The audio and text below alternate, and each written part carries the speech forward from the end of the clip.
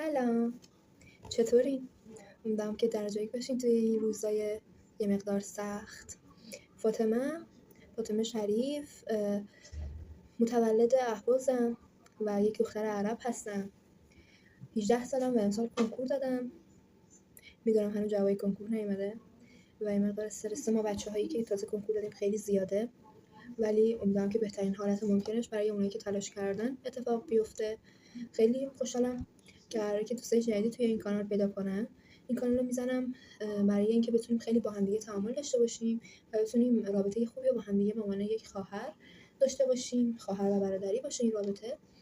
و سعی میکنم که در این کانال چیزهایی رو بذارم که واقعا نیازهای بچهای همسن و سال خودمون یا حتی کوچیک‌تر یا حتی بزرگتر باشه.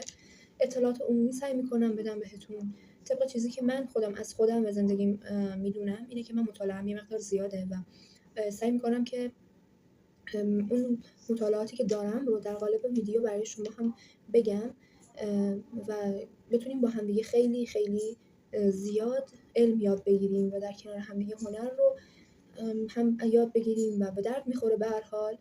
و اینکه من خیلی خوشحالم من باب اینکه قرار آینده من فاطمه شریفه که کنکور داده مشخص بشه و خب هم استرس داره هم خوشحالی داره که آدم داره بزرگتر میشه و مراحل بزرگتری توی زندگیش قرار تجربه کنه. ولی متاسفانه این استرس چون خیلی بالاه برای همه، چه اونایی که تلاش کردن برای این موضوع چه اونایی که تلاش نکردن و بیخیالش بودن، استرس به هر حال خیلی بالاه.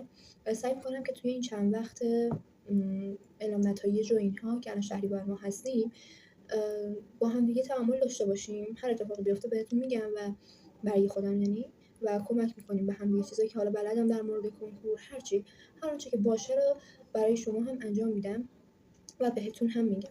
اما رشته من چیه و من چه کنکوری دادم؟ رشته من تجربیه و من کنکور تجربی دادم و فرهنگیان که متاسفانه فرهنگیان قبول نشدم، ولی رشته تجربی هم و کنکورش دادم و نمیدونم که چه اتفاقی قراره بیفته. هنوز اعلام نتایج نشده، ولی ایشالا که خوب بشه دیگه برای همه نه فقط برای من. اما توی این کانال قراره چه اتفاقی بیفته، چه چیزایی آپلود بشه، چه چیزایی گذاشته بشه، چه عکسایی، چه هرچی. و بعد هم چند وقت دیگه که انشالله جمعیتمون بیشتر بشه سعی می‌کنم کانال تلگرام هم بزنم که بتونیم تعامل بهتری با هم دیگه داشته باشیم و پیام بدیم و حالا سوالی چیزی باشه من اونجا در خدمت باشم. توی این کانال من خب نقاشی خیلی میکنم و کتاب هم همینطور زیاد میخونم. سعی میکنم که نقاشی بهتون یاد بدم، یه چیزایی در از و بتونیم با هم دیگه. خب الان نقاشی خیلی مهمه به نظر من توی زندگی. سعی میکنم که بهتون یاد بدم یک چیزایی، لایف استایلم باهاتون به اشتراک بذارم و چالش‌هایی رو بذارم که بتونیم با هم دیگه لایف استایلمون رو بهتر بکنیم. چالش 5 صبحی‌ها، 77 روز سخت و خیلی چالش‌های دیگه که یه چند تا چالش هم نوشتم که اونها هم خیلی میتونن مفید باشن برای هممون.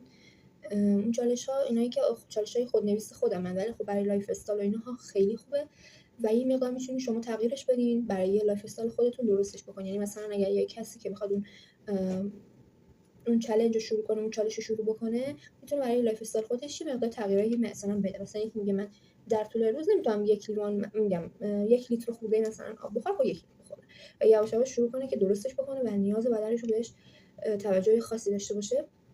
همین دیگه. من خواستم یه معرفی کرده باشم خودم رو براتون و سعی می‌کنم که بیشتر ویدیو بذارم. سعی می‌کنم هفته یکی ویدیو داشته باشیم که بتونیم بیشتر با هم دیگه آشنا بشیم و حمایت کنید دیگه. همین.